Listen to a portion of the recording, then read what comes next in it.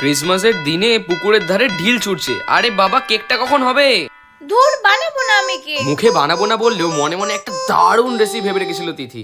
যতই হোক, Christmas day বলে কথা। আর তার প্রস্তুতি শুরু হলো আমাদের নতুন ট্রি হাউসে।